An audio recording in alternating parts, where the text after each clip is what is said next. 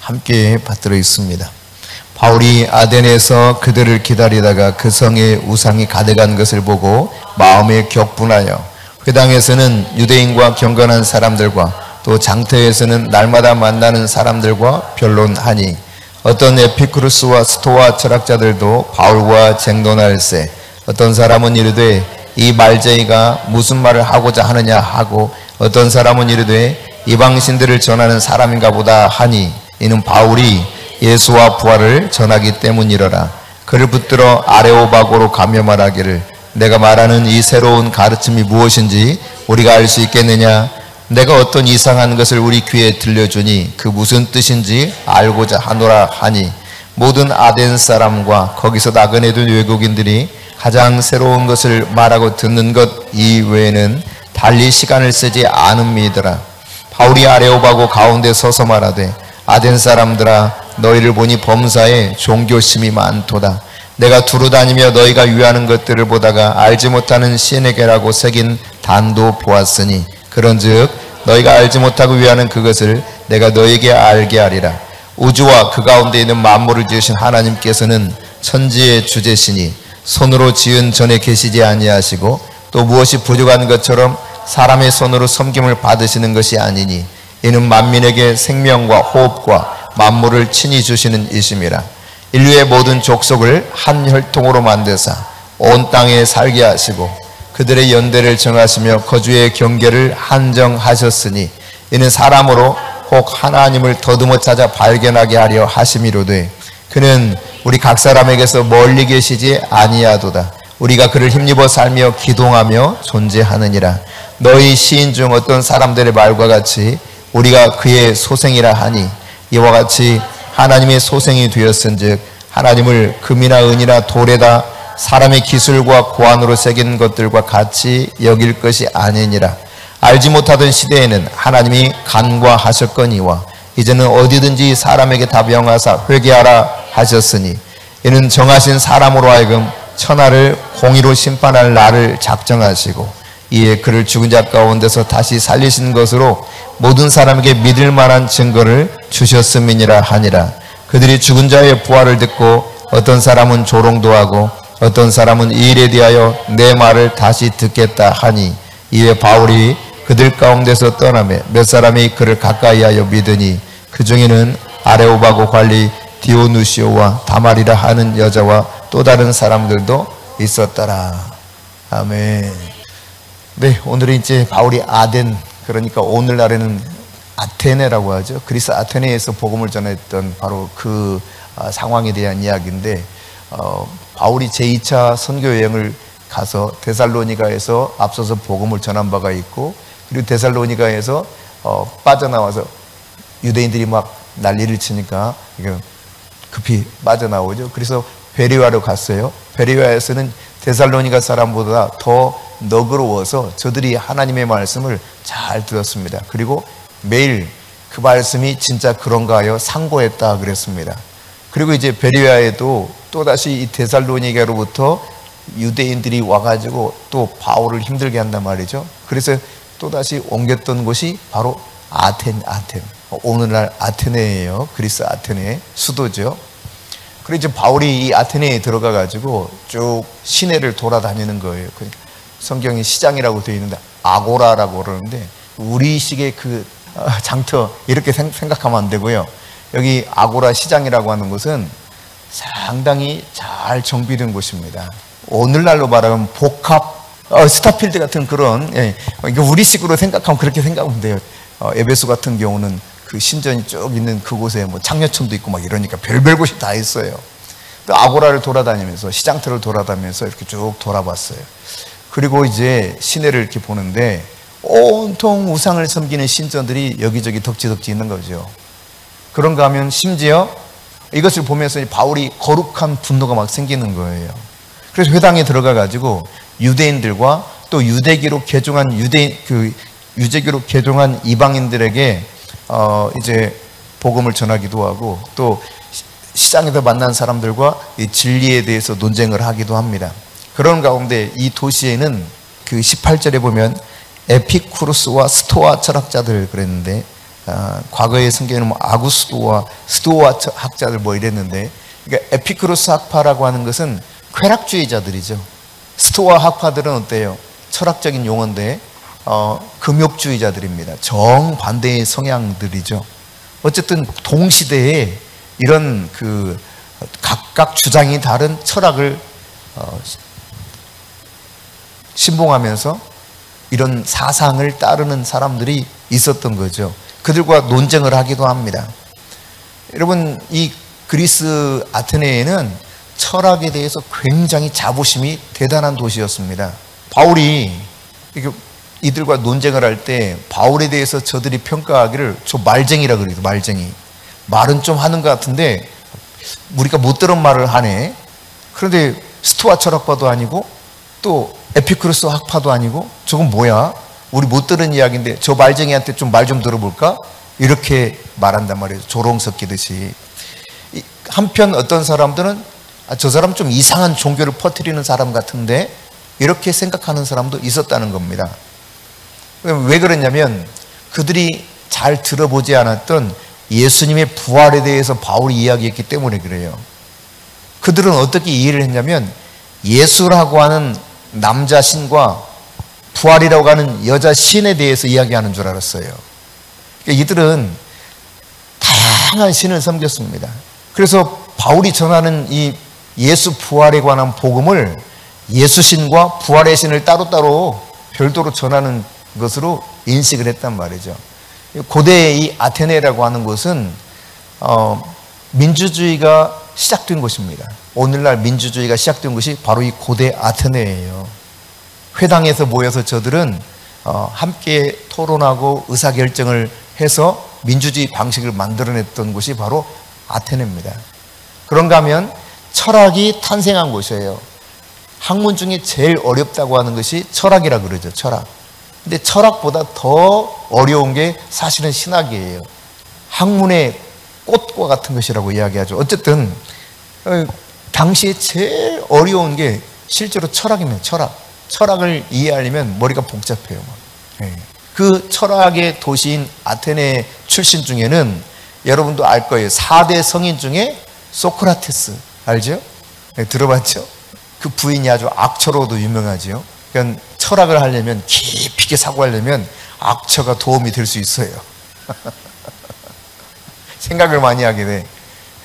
어쨌든 소크라테스가 이 도시의 사람이고 그런가 하면 그 이후에 플라톤도 아주 유명한 정말 유명한 철학자죠. 게다가 또 아리스토텔레스 아주 쟁쟁한 철학자들입니다. 그들이 이곳에서 철학을 논하곤 했던 바로 그런 도시입니다. 당시 로마가 지배하고 있었죠. 정치적으로는 남유럽이나 소아시아 지방까지 로마가 지배를 하고 있었으니까 이 그리스 땅도 로마가 정치적으로는 지배를 하고 있었지만 그러나 철학적으로나 문화적으로서는 그리스를 따라갈 수가 없었어요. 그리스가 제일 문화가 발달했습니다. 그리스가 철학이 무지무지 발달했고 그래서 이 그리스 중에서도 특별히 아테네라고 하는 이 도시가 어마어마하게 철학과 문화가 아주 발달한 그런 도시였어요. 그 당시에는 폴리스라고 하지 않습니까? 폴리스. 도시국가였잖아요. 이 아테네라고 하는 도시국가가 정말 문화가 발달하고 철학이 발달한 그런 도시예요. 정치적으로는 로마가 힘이 있어서 그 당시 제국을 이루고 있었기 때문에 이 그리스도 통치하고 있었지만 그러나 문화적인 측면에서는 바로 이 그리스 아테네가 제일 활성화되어 있는 아주 그런 도시였다는 이야기죠. 상업적으로는 이 그리스 고린도라고 하는 도시가 가장 번성했습니다. 이 고린도는 해안 도시이기도 한데 고린도가 제일 번성했지만 그러나 문화와 철학의 도시로 일컬어졌던 아테네의 이런 화려한 문화라고 하는 것은 그 시대에 따라갈 곳이 없었습니다. 자, 그럴 때에 이 아테네 사람은 물론이거니와 아테네에 머물러서 잠시 있는 외국인들조차 무엇을 추구하며 살았냐면 새로운 신지식이 있다 그러면 그 새로운 것을 듣고 싶어가지고 아무것도 안 해요. 와, 뭐라고? 우리가 못 듣는 학문이 또 뭐라고 이야기된다고? 그러면 그것만 들어요. 아무것도 일 안 해도 돼. 뭐. 오로지 그렇게 학문을 추구하고 뭔가 대단한 이야기가 있으면 들어보려고 하고 하는 도시가 바로 이 아테네에 있어요. 아테네.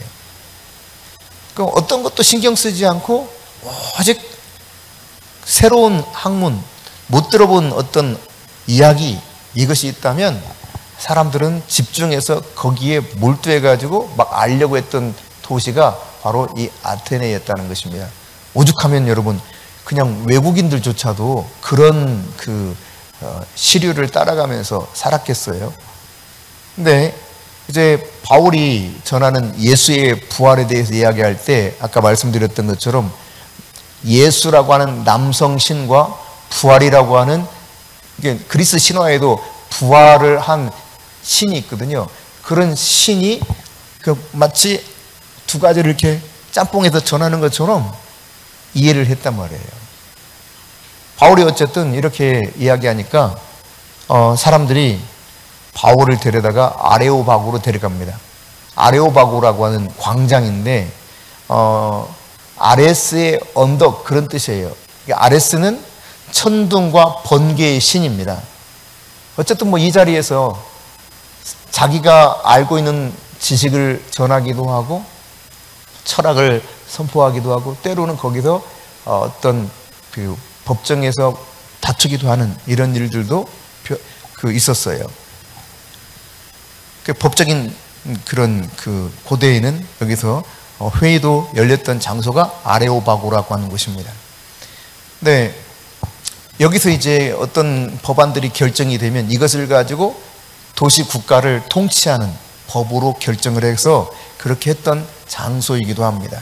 네, 바울 당시에는 이 아레오바고에서 이런 법에 대해서 결정하기보다 종교적인 것 혹은 교육적인 부분 혹은 도덕적인 문제에 대해서 신문을 하고 거의 그 일에 대해서 무언가 결정을 내리던 곳이 바로 이 아레오바고입니다.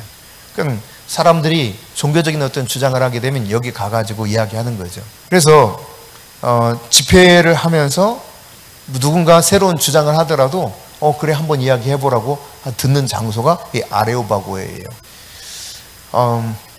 그래서 이제 아레오바고에서 바울이 복음을 전하는 내용이 오늘 본문 속에 나타나는데 22절부터 보면 구체적으로 이제 이 복음을 아레오바고에서 바울이 전하는데 먼저 뭐라고 말하면 22절 같이 읽습니다. 바울이 아레오바고 가운데 서서 말하되 아덴 사람들아 너희를 보니 범사에 종교심이 많도다.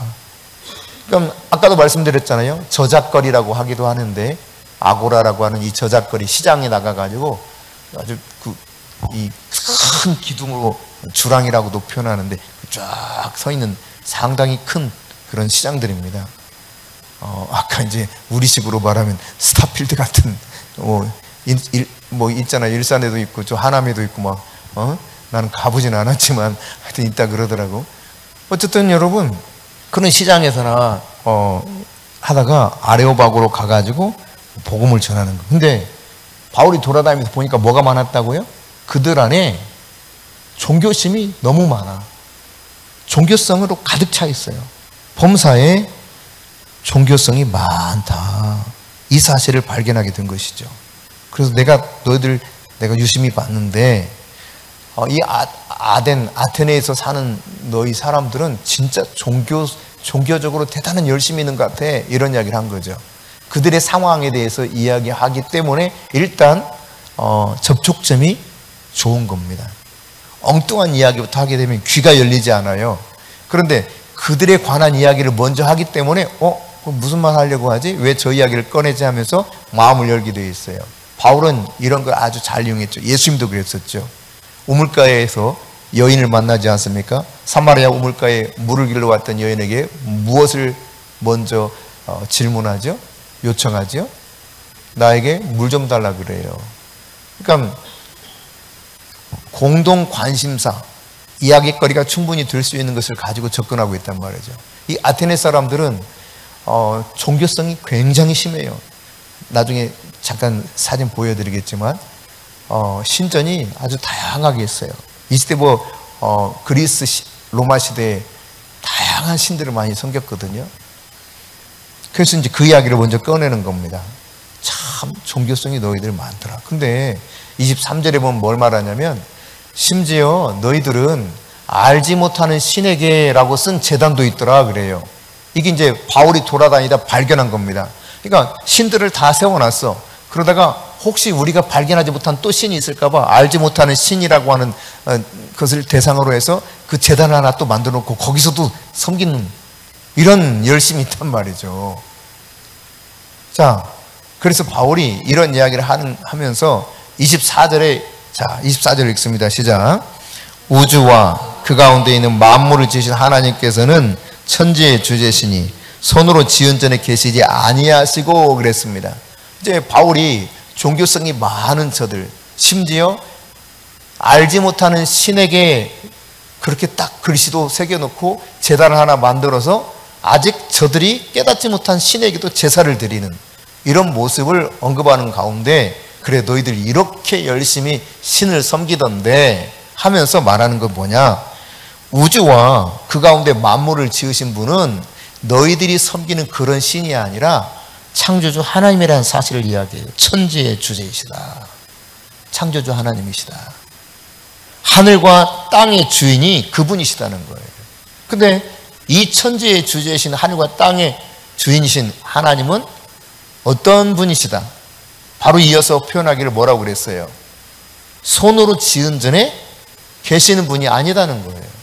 너희들이 신전을 많이 지어놨던데 너희들이 섬기는 신은 거기 신전 안에 있을지 모르지만 거기 모시고 너희들이 여기 있다 이렇게 생각할지 모르지만 이 만물 우주를 창조하신 천지의 하늘과 땅의 주인이신 그 하나님은 사실 이게 진짜 신인데 이분은 이렇게 인간이 만들어 놓은 신전에 갇혀 계시는 분 아니야. 이 이야기 하는 거예요. 사람들은 신전을 만들어 놓고 그 안에 자기들이 원하는 신의, 섬기는 신의 형상을 다듬어서 금칠도 하고 은칠도 하고 해가지고 딱 거기다 모셔놓고 거기서 열심히 제단에 제물을 쌓으면서 신의 마음을 달래려고 하죠. 여러분 한 몇 달 전인데 바울 영화 보신 기억 있을지 모르겠어요. 그 가운데 그 자기 딸이 막 죽어가던 그 로마의 장군이 하나 있었죠. 장수가 바울을 그 감독하고 있었던 감옥에 갇혀있던 바울을 관리 감독하고 있었던. 근데 뭐 이제 자기 딸이 죽어가니까 막 신을 달래기 위해서 제단을 쌓는 모습 뭐 기억나는지 모르겠지만 하여튼 그래요. 그냥 신을 달래보려고 별짓을 다 하죠. 신이 노해서 지금 자기 딸이 죽어가는 줄 알고. 그러니까 이런 관점으로 접근한 것이 이방의 신을 섬기는 사람들 혹은 이단에 속한 사람들이 주로 신에 대한 이런 개념, 이해를 가지고 신에게 이와 같은 방식으로 접근을 합니다. 그러나 오늘 이 아테네 시민들이 수많은 우상을 섬기면서 신전을 만들어 놓고 거기 그렇게 엎드려 그들에게 제단을 쌓아서 뭔가 신의 마음을 달래려고 하는지 모르지만 진짜 신이신 하나님은 그런 건물 안에, 신전 안에 그 갇혀 계시는 분 아니라는 거예요. 거기 있는 분 아니라는 것입니다. 자, 사진을 좀 몇 장 보겠는데 띄워주세요. 이게 바로 아레오바고 언덕입니다.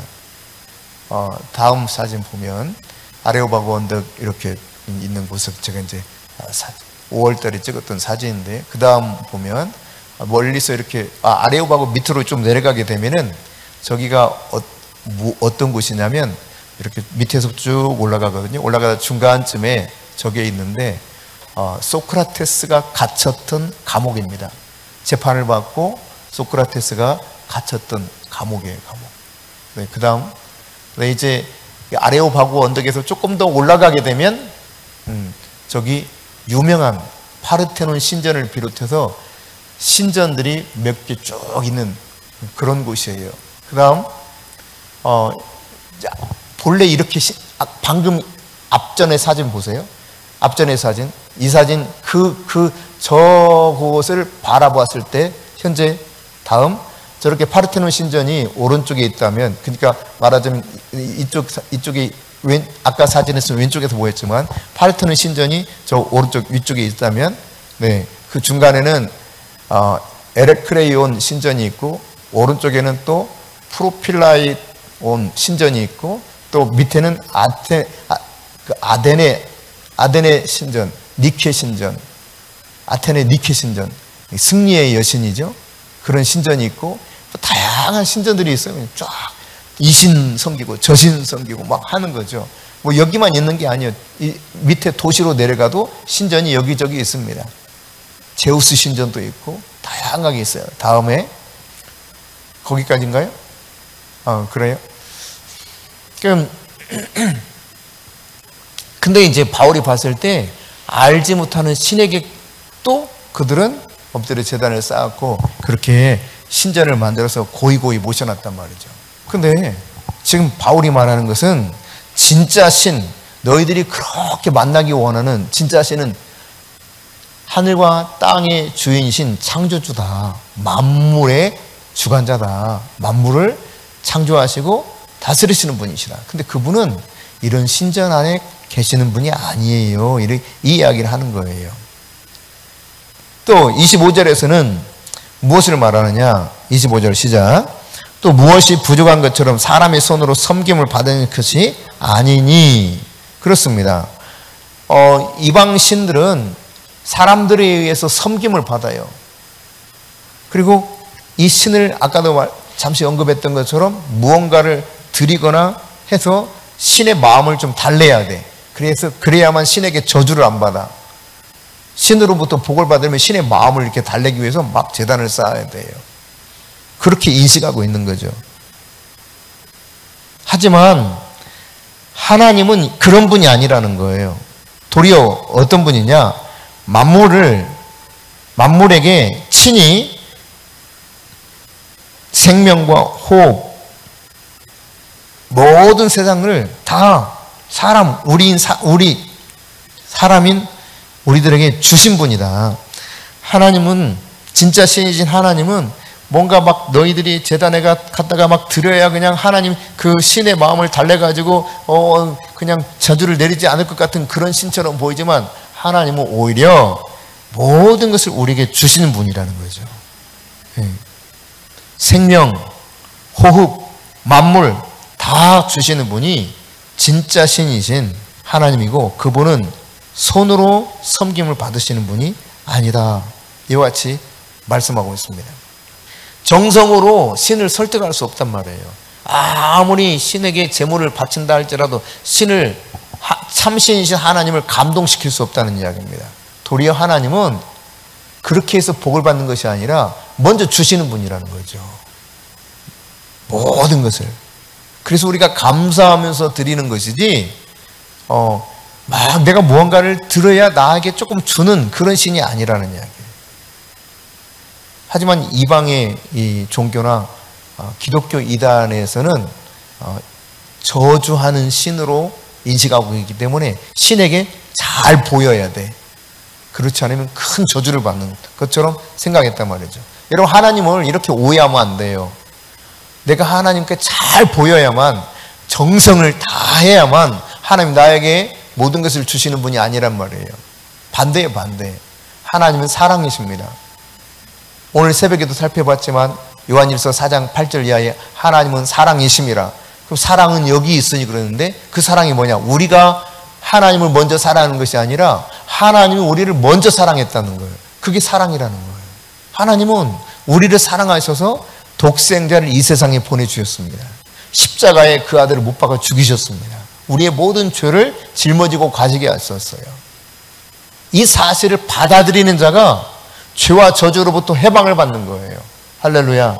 그러니까 믿음으로 말미암아 모든 저주, 무거운 짐, 이것으로부터, 형벌로부터 해방을 받아요. 그래서 너무 감격스러워서 기쁨으로 섬기는 거예요.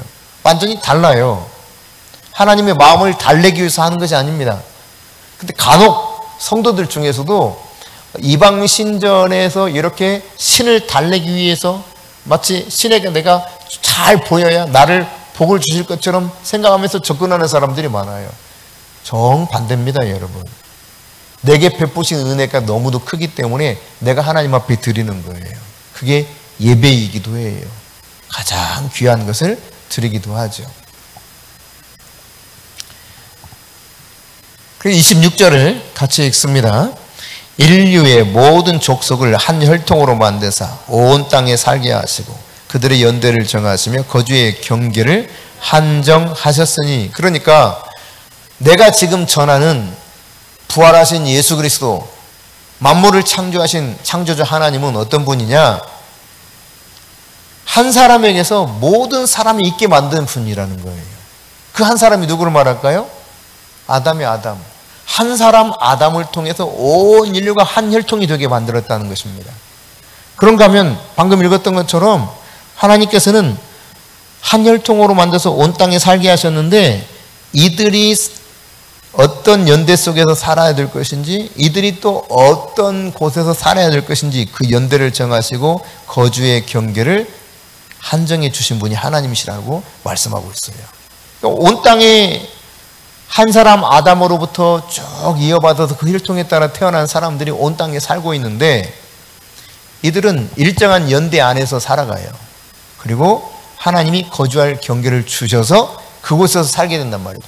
여러분, 태어나고 싶은 시기에 여러분이 선택해가지고 조선시에 안 태어나고 지금 이 대한민국에 태어났어요?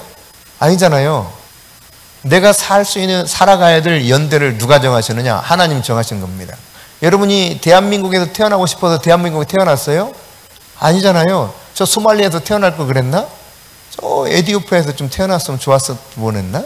아니면 저 케냐의 마사이 부족이 살고 있는 그런 데서 가가지고 아주 원시적으로 좀 살아보면 좋을 뻔했나?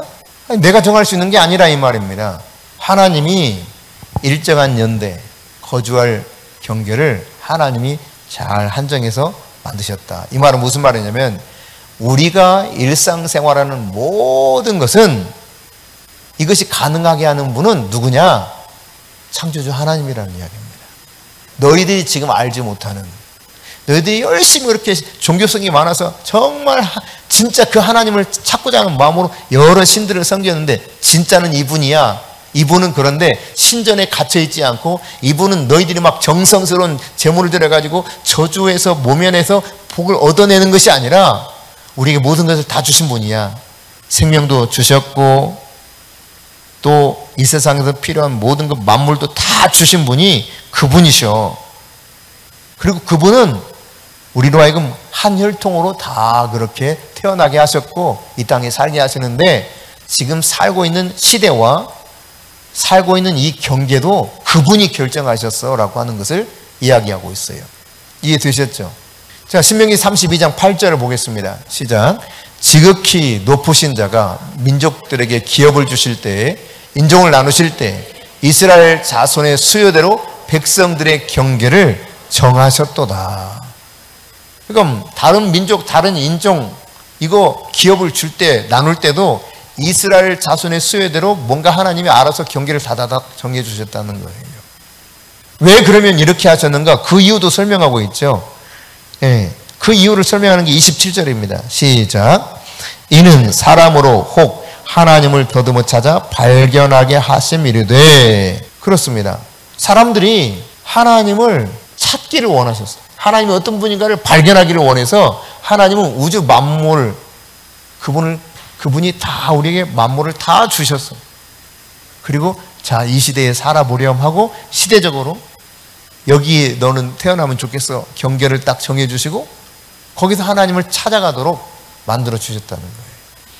그러니까 마음을 열고 하나님의 존재를 찾고자 하기만 하면은 사람들이 하나님을 찾을 수 있다는 이야기입니다. 그래서 그 이후에 계속해서 읽어보면, 그는 즉 하나님이죠, 우리 각 사람에게서 멀리 계시지 아니하도다. 그러니까 찾고자 하기만 하면은 얼마든지 찾을 수 있는 분이라는 거예요. 내가 진짜 전심으로 하나님을 만나기 원하면 하나님은 도처에서 만날 수 있는 분이라는 이야기입니다.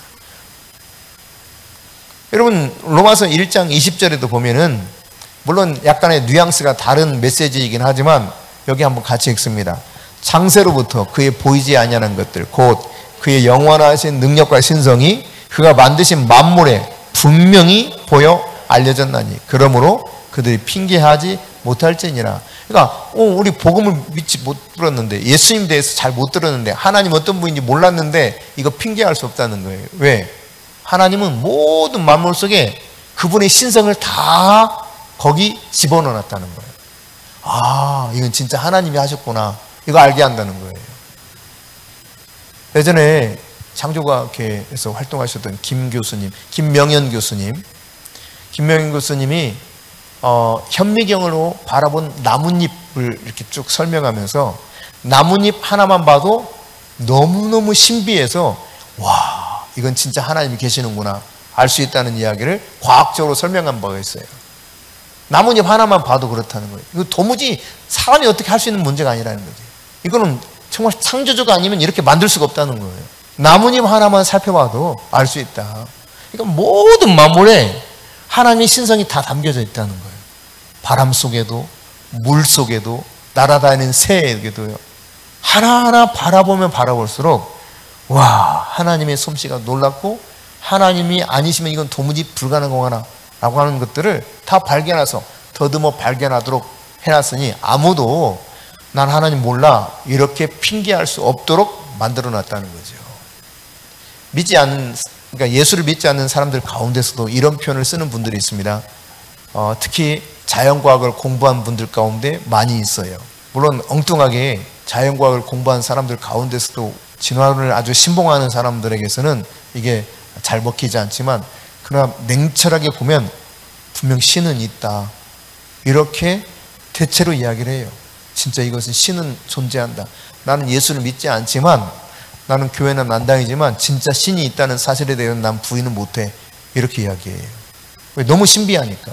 여러분 지금은 과학이 좀 발달해서 로봇이 막 뛰어다니기도 하고 계단도 막 어디도 막 적응해가지고 해서 우리나라 과학자들이 만든 로봇이 막 무슨 경진대회에서 1등하기도 하고 그러는데 과거에 김명현 교수님이 카이스트에서 공부할 당시만 하더라도 로봇을 만드는 이 친구들이 너무너무 막 환호하면서 박수를 친 일이 있었대요.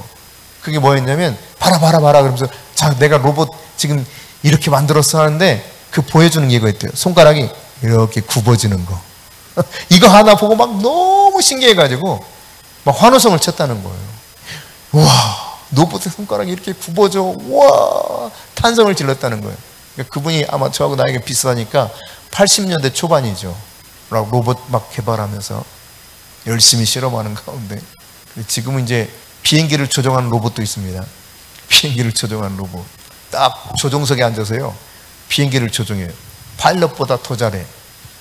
지금 그런 로봇이 개발이 됐어요. 우리나라 과학자에 의해서. 하여튼 뭐 다양한 지금 로봇들이 개발되어 있습니다. 어쨌거나 모든 만물에 말이죠. 하나님 알만한 신성이 다 숨겨져 있기 때문에 나 하나님 몰라 핑계할 수 없게 되어 있다고 바울이 지금 로마 교인들에게 이야기하고 있는 건데 약간 지금 그 뉘앙스는 다르지만 천지의 만물을 그분이 지으셨다. 지금 여기 아직 예수를 모르는 이들에게 이야기하고 있는 거예요. 하나님의 존재가 멀리 계시지 않는다는 겁니다. 그냥 얼마든지 하나님을 알기 원하면 겸손하게 하나님을 알기 원하면 도처에서 하나님을 발견할 수 있다는 이야기입니다. 왜? 우리 생활을 주관하시는 분이시기 때문에 모든 만물의 주인이요 그것을 다스리시는 분이기 때문에 이것만 인정하고 바라보면은 곧 누구라도 하나님을 만날 수 있다는 사실이에요. 아, 진짜 저기는 이 세상을 보면 신이 존재한다.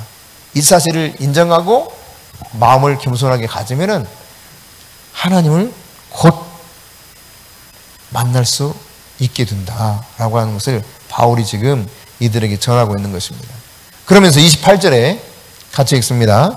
우리가 그를 힘입어 살며 기동하며 존재하느니라. 그러니까 우리라고 하는 존재는 하나님을 힘입어서 움직이면서 살 수 있는 존재라는 거예요. 하나님이 내 안에서 나를 도와서 내가 기동하도록 일어나기도 하고 움직이기도 하는 이런 것들을 도와주지 않으면 우리 하나도 할 수 없는 그런 존재라는 거죠. 이 사실을 인정하는 것이 그리스도인이에요. 그리스도인. 아, 진짜 하나님이 정말 우리 안에서 우리를 도우셔서 우리가 이렇게 그분의 은혜를 힘입어 살고 있구나. 이 사실을 인정하고 받아들이는 것이 하나님 믿는, 예수 그리스도를 믿는 그리스도인인 것이죠. 그리고 이런 것들을 내가 진짜 이것도 그러네, 이것도 그러네. 이런 상황에서도 하나님이 나를 도우셔서 내게서 역사해서 이렇구나. 이거를 자주 느낀다면 그 사람은 상당히 좋은 그리스도인이에요. 근데 이걸 매사에 모든 삶 가운데서 하나님의 은혜로 내가 기동하고 사는구나. 진짜 하나님의 은혜가 아니고선 난 도무지 살 수 없는 존재로구나. 이거를 늘 인정한다면 그 사람은 영적으로 굉장히 성장한 영성이 깊은 사람이겠죠. 여러분 29절 말씀 봅니다. 시작. 이와 같이 하나님의 소생이 되었은즉 하나님을 금이나 은이나 돌에다 사람의 기술과 고안으로 생긴 것들과 같이 여길 것이 아니니라. 그러니까 너희들이 믿는 신, 궁극적으로 너희들이 진짜 그렇게 찾고 있는 신은 하나님이신데 그런 하나님은 금이나 은이나 돌에다가 새기는 좋은 기술로 막 새기는 그래서 만들어지는 신이 아니라는 거예요. 너희들의 고안으로 디자인이죠. 너희들이 멋지게 디자인해가지고 기가 막힌 신을 만들지 모르지만 그렇게 디자인해가지고 새긴 그 신과는 전혀 다르다. 그렇게 생각해서는 안 된다. 너희들 지금까지 신전을 만들어 놓고 너희들이 고안해놓은 디자인한 신을 그렇게 각각 만들어 놓거든. 예컨대 특히 이제 에베소에서 아주 그 신실하게 믿었던 신 중에 하나가 아데미신이거든. 아데미신 같은 경우는 이 젖가슴이 엄청 많아요. 풍요와 다산의 신이라서 그들이 고안을 해낸 겁니다. 인도의 힌두교 같은 경우도 그런 풍요와 다산의 신 같은 경우 아마 여러분 그런 그림 봤을 거예요. 동상을 보거나 막 손이 많아. 축축축 막 손이 달려있어. 그거 봤죠? 막 가슴도 여러 개야. 이게 막 다 그런 거예요. 음란하고 풍요와 다산을 생각하면서 만든 신들이에요. 고안한 거죠. 그래서 나름대로 빚고 거기다 금칠도 하고 필요하면 각각 이렇게 해가지고 만들어 놓은 신인데 그런 신이 아니라는 겁니다. 하나님은 그렇게 도대체 할 수 있는 분이 아니라는 거죠. 그러면서 바울이 어떤 이야기를 하냐면 30절 시작. 알지 못하던 시대에는 하나님이 간과하셨거니와 이제는 어디든지 사람에게 다 명하사 회개하라 하셨으니. 아멘. 알지 못하던 시대, 그러니까 복음을 들어보지 못하고 무지했던 그런 때에는 간과하셨다. 이 말은 아직 예수님에 대해서 확실하게 모르기 때문에 그냥 그래 내가 너희들이 몰랐기 때문에 용서해 줄게, 그런 의미예요. 죄가 없었던 것처럼 여겨주는 게 간과라는 뜻이거든요. 그러니까 알지 못했던 시대에는 하나님께서 간과하셨거니와, 그러니까 대충 더듬어서 이렇게 신이 계시는데 하면서 그렇게 살아가는 거죠. 틀림없이 신은 계셔.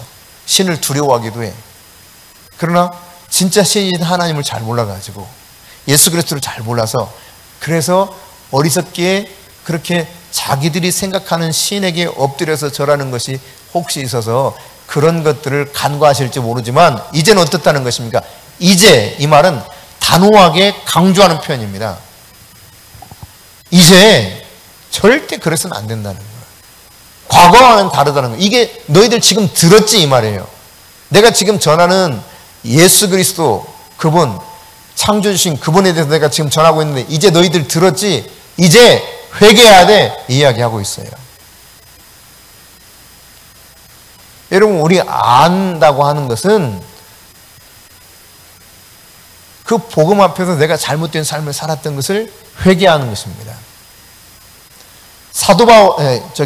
세례 요한이 외쳤던 메시지이기도 하고 예수님께서 공생에 시작하면서 첫 번째 외쳤던 메시지이기도 하죠. 회개하라. 천국이 가까이 왔느니라. 그러니까 복음을 들었으면 회개해야 돼요. 진리를 깨달았으면 회개해야 된다는 이야기입니다. 이제라고 하는 이 말은 알지 못하던 시대에는 간과하셨거니와 이제는, 이거 굉장히 강조하는 표현이라는 사실을 염두에 두세요. 이제는 어디든지 사람에게 다 명령을 내려서 회개하라. 하나님 그렇게 말씀하셨다는 이야기예요. 그러니까 이제 간과하신다는 겁니까? 안 하신다는 겁니까? 간과 안 하신다는 이야기예요. 들었음에도 불구하고 회개를 하지 않으면, 돌이키지 않으면 주님이 주님의 말씀의 기준에 의해서 책망하신다는 이야기죠. 징계하실 수 있다는 이야기입니다. 31절입니다. 이는 왜 회개해야 되는가 이유를 설명하고 있어요. 31절 시작. 이는 정하신 사람으로 하여금 천하를 공의로 심판할 날을 작정하시고 이에 그를 죽은 자 가운데서 다시 살리신 것으로 모든 사람에게 믿을 만한 증거를 주셨음이니라 하니라. 반드시 하나님이 심판의 날을 정해놨다는 거예요. 그런데 이 증거가 뭐냐? 증거가 예수가 죽었어요. 그런데 그를 다시 살리신 이것으로 하나님이 이 일을 정해놓으셨구나. 공의로 심판할 날이 있으시구나. 그분이 다시 와서 장차 심판주로 오셔서 심판할 그날 마지막 때가 오는 거구나. 이게 예수님이 죽으셨다가 부활하신 것으로 이미 증거를 딱 만들어 놨다는 거예요. 이게 빼도 박도 못하는 증거가 이거예요. 예수님 십자가에 죽으시고 부활하신 것은 마지막 때 너희들 심판이 있다라고 하는 증거라는 이야기입니다. 그러니까 이대로 너희들 지금 이렇게 들었음에도 불구하고 여전히 엉뚱한 신 앞에 엎드려서 너희들이 만들어 놓고 너희들이 고안 디자인해가지고 금으로 은으로 막 돌에다가 새겨놓은 이 신들 앞에 엎드려 절한다면 너희들 심판받을 줄 알아. 이런 이야기입니다. 이제는 제대로 믿어야 된다는 이야기죠. 들었기 때문에. 네. 그렇습니다. 하나님께서는 공의로 심판하실 날을 딱 정해놨어요. 이때를 아무도 알지 못해요. 아들이신 예수 그리스도조차 알 수가 없습니다. 오직 하나님 아버지만 아시는 날이에요. 그러나 분명한 것은 날짜가 정해져 있어요. 정해졌다는 것은 무슨 말입니까? 점점점 가까이 가고 있고 끝이 오는구나. 이것을 이야기하는 것입니다. 그렇기 때문에 깨어 있어야 돼요. 자다가도 깰 때가 벌써 되었도다. 바울이 말하지 않습니까? 자다가도 영적으로 자다가도 영적인 잠에 취해 있다가도 벌써 깰 때가 이미 됐다는 거예요. 절대로 그렇게 어정쩡하게 졸고 자다가 그냥 심판하신 예수님 어떻게 이렇게 맞아서는 안 된다는 이야기입니다. 준비하고 있어야 된다는 이야기를 하고 있는 거예요. 오늘 여러분 우리가 바로 이런 진리의 말씀을 듣고 그 진리 안에서 살아가고 있는 사람이라는 것을 염두에 둔다면 오늘 여러분 우리가 언젠가 오긴 올 텐데 모르겠어 이렇게 살 수 없는 우리의 삶이라는 것을 잘 깨달아야 됩니다. 하나님은 만물을 다 만드신 창조주 하나님이십니다. 온 세상 모든 만물을 지금도 그분이 주관하고 계십니다. 인간은 나의 정성과 나의 노력으로 하나님을 만족시켜가지고 하나님이 그것으로 인해서 나에게 복을 주고 이런 분 아니세요. 오히려 우리는 그분에게서 모든 것을 공급받으면서 그분의 사랑을 받고 누리면서 사는 존재인 것입니다. 그리고 그 은혜가 무엇인가를 깨닫고 이제는 진리 안에서 그분을 기쁘시게 하는 삶을 선택할 줄 아는 그런 자녀의 삶을 살아가는 것이 바로 성도인 것이죠. 따라서 여러분 하나님의 은혜 가운데서 순간순간 모든 것이 하나님의 은혜가 이렇게 되어가고 있구나. 이거를 모든 상황과 모든 환경을 통해서 깨달아가야 돼. 하나님이 나를 이렇게 내 속에서 이렇게 일하시는구나. 그리고 우리는 반드시 한 가지 기억해야 될 것이 있다면 하나님은 마지막 심판의 날을 정해놓으셨구나. 그 증거로 예수님을 십자가에 죽게 하셨다가 부활하게 하셨구나. 이게 성경이 마지막 때를 정하신 증거 중에 하나라고 표현하고 있습니다. 그분이 승천하시면서 하나님 보좌 우편에 계시다고 그랬고, 예수님이 가시기 전 제자들 그렇게 말씀하지 않았습니까? 내가 속히 오리라. 근데 예수님이 처음에 이 땅에 오셨을 때는 육신의 몸을 입고 아주 연약한 가운데 오셨어요.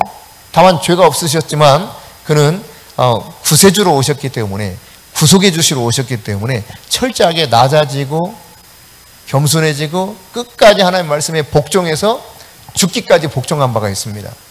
그러나 부활하셔서 이제 승천하신, 그래서 하나님 보좌 우편에 계신 그 예수님은 이제 이런 어린 양같이 죽으러 오시는 게 아니에요. 이제는 어떻게 오십니까?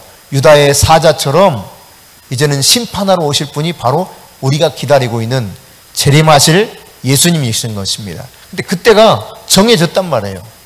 하나님이 그걸 정하셨어요. 바울이 지금 그 이야기 하고 있는 거예요. 하나님이 정해놓으셨다. 공의로 천하를 심판할 날 딱 작정하시고 정해놓으셨다. 오늘 여러분 이 말을 듣고요, 예수 그리스도의 십자가와 부활에 관한 메시지를 듣고 어떤 사람들은 조롱했고 어떤 사람들은 더 들어보고 싶다, 한번 다시 이야기해 주세요, 이렇게 하는 사람도 있었다는 겁니다. 두 부류로 나눠진 거예요. 그래서 바울이 이제 그들 가운데서 이렇게 떠나가게 될 때 34절입니다. 같이 읽습니다. 몇 사람이 그를 가까이 하여 믿으니 그 중에는 아레오바고 관리 디오누시오와 다말이라 하는 여자와 또 다른 사람들도 있었더라. 많이 믿진 않았어요. 몇몇 사람들이 믿었다는 겁니다. 그런데 여러분, 이것을 통해서도 우리가 알 수 있는 것 중에 하나는 무엇이냐면, 사람들이 자기가 뭘 많이 알고 있다고 하는 사람들은 쉽게 믿질 않아요. 내가 얼마나 어리석은가를 깨달아야 예수를 잘 믿게 되어 있어요. 겸손함이 없이는 예수를 믿을 수 없다는 이야기입니다. 자기가 알고 있다고 생각하고 자기가 가진 것이 많다고 생각하는 사람들은 이 마음 심령이 딱딱해요. 하나님이 아무리 종들을 통해서 복음을 선포해도 그 말씀에 귀를 닫습니다. 오늘 대다수가 그랬습니다. 조롱했습니다. 뭐라고? 죽은 자가 부활, 쓸데없는 소리 한다. 저 새로운 그 철학적인 이야기를 좀 들어보려고 했더니 이상한 소리만 하네. 이런 사람들이 있었다는 거예요. 하지만 다시 한번 들어보고 싶다, 이런 관심을 보이는 사람들도 있었고, 그 중에 몇몇은 이렇게 예수를 그리스도로 영접해서 믿는 사람들이 생겼다라고 하는 것을 보여주고 있습니다. 오늘 여러분, 우리의 그 삶의 자리, 정황, 삶의 정황이라고도 표현하는데, 우리 삶의 자리 속에서, 우리가 살아가는 이 정황 속에서 각각 사람들이 다양하죠.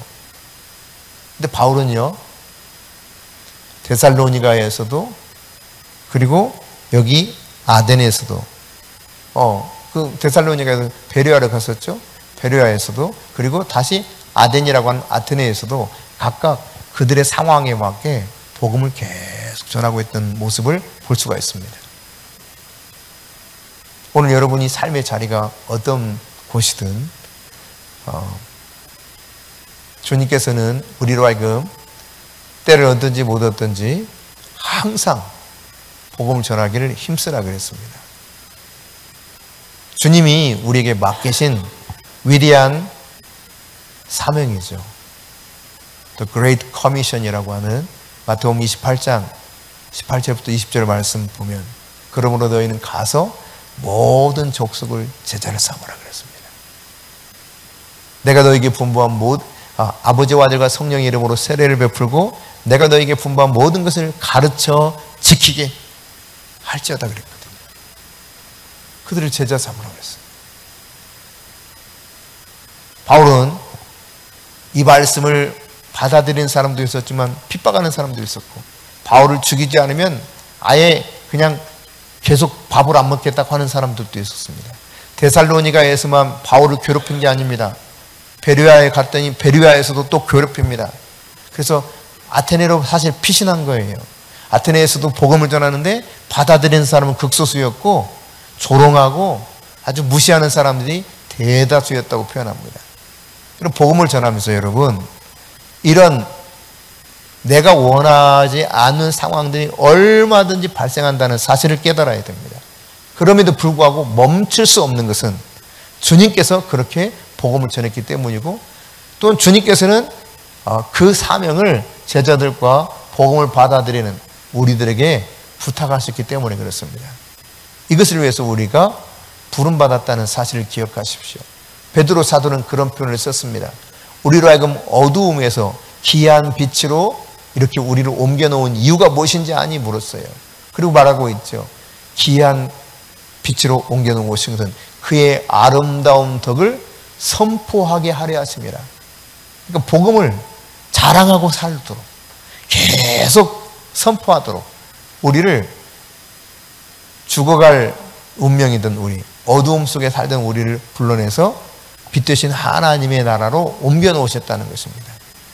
오늘 바울이 아테네에서도 멈추지 아니하고, 아테네에 종교성이 많은 사람들, 그리고 철학적인 것을 관심을 많이 가지고 있는 사람들에게 그들의 컨텍스트, 상황에 맞는 형태로 바울이 가서 복음을 전했던 것처럼, 우리가 처해 있는 사람들의 상황과 형편에 따라서 저들에게 진리의 복음을 지혜롭게 전하고 담대하게 전할 수 있는 하나님의 자녀들이 되실 수 있기를 바랍니다.